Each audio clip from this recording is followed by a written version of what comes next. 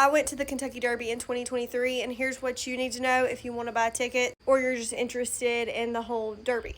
So here's the seating for the Kentucky Derby. So general admission is right here, and you can literally go for like $70 a ticket. Like, it is very cheap. And that's when you see a lot of people buy that like fence that literally looks like a prison, honestly.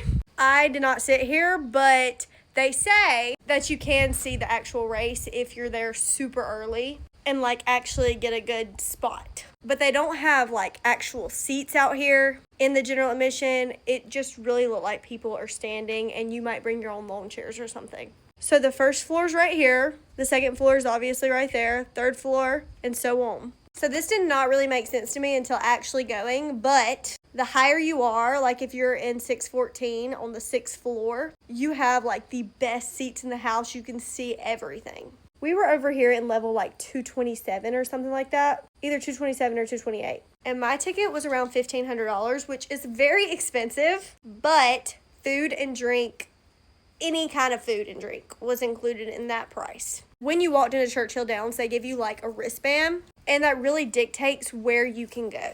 So what I mean by that is if you're like on the 3rd floor, you can go up, but you can go down.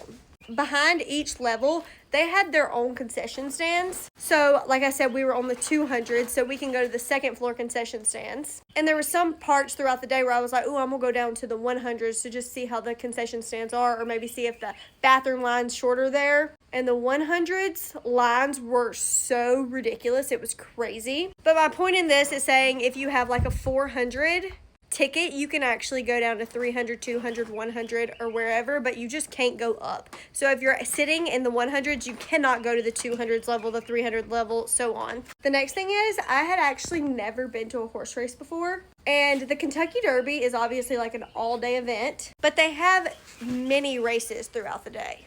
And they actually do start like immediately when they say they're going to start, which is very weird if you're in the horse industry, because like barrel racers, we say we're going to start at 2 and we'll start at like 2:45. Like, it's like a loose start time. No, this is serious.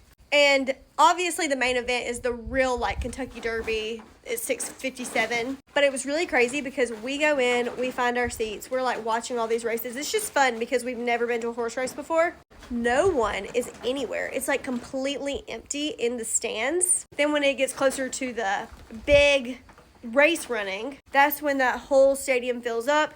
And after that like 10 minutes worth of excitement, everybody leaves. And there are races even after that, but I mean like everyone is gone as soon as that Derby runs. We actually stayed until like one of the last races